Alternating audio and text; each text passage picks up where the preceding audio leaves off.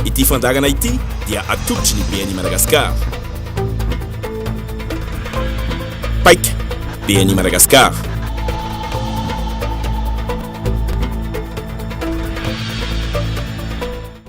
Ho fanamorana ny fiainan'ny mpanjifa tsy ankanavaka sy ho fanomezana fahafampo azy ireo tanteraka dia ny fanometanana ny BNI Madagascar sy ny Telma Money. Izany moa dia nataon'izy ireo tamin'ny alalan'ny fanaovan-tsony ny fiaraha-miasa izay manome alalana ny mpanjifa ny rotonta ampiasa ny tolotra M-vola na iza misy azy ireo eto Madagasikara.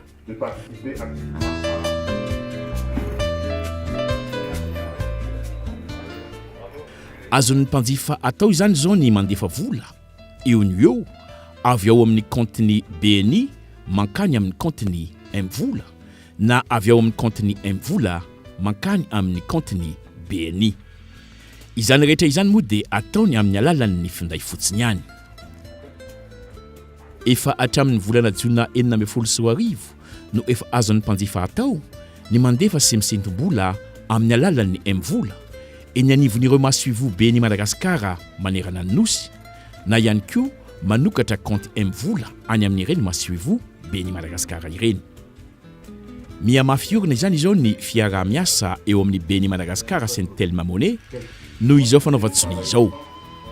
Itondra fanazavana bebe kokoa mahakasika ny tombontsoa azon'ny mpanjifa noho izany fiaraha-miasa izany sy ireo tolotra ateraka izany i Nadjaina Razafindrainy be, chargé d'études mobile banking ao amin'ny BNI Madagascar. Inona avy ireo tolotra omen'ny BNI Madagascar sy ny M-vola? Ao anatin'ny fiara-miasan'ny BNI sy M-vola dia maro karazana ireo tolotra aroson'ny BNI ao amin'ny mahasoivo mihoatra ny 80 isa.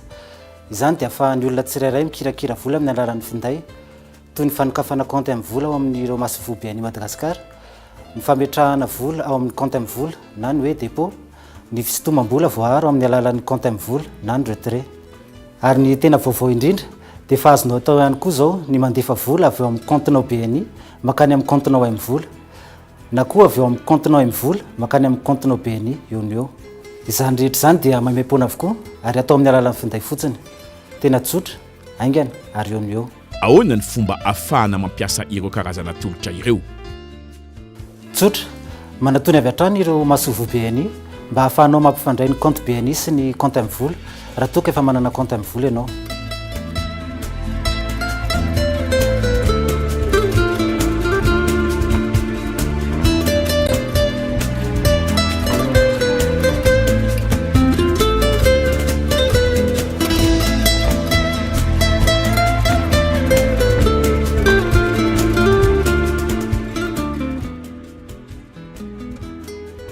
Ny atota taratasy ilaina amin'izany fampifandraisana compte M-vola sy compte BNI izany dia karapanon'ny pirenena fotsiny.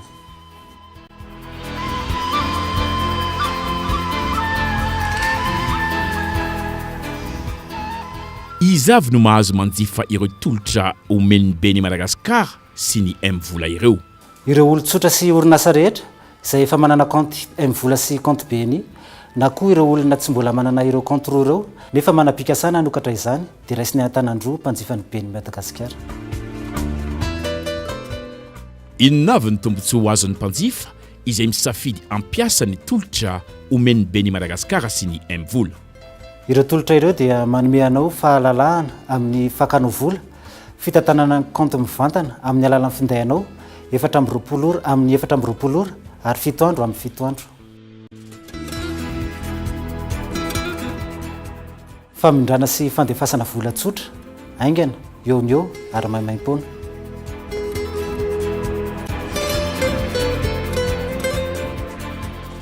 Fahafahana mitantana na maka ny volanao toy ny karama na iza ny toerana misy anao ka misy toerana fisintomam-bola na fandefasana M-vola.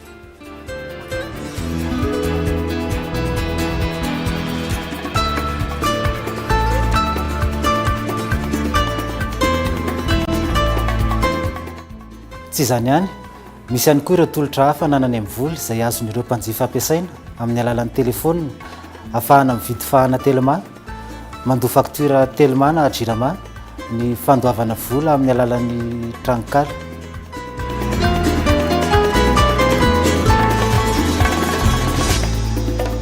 ilay fandaharana anaranao teo dia natolotry ny BNI Madagascar. Paika BNI Madagascar.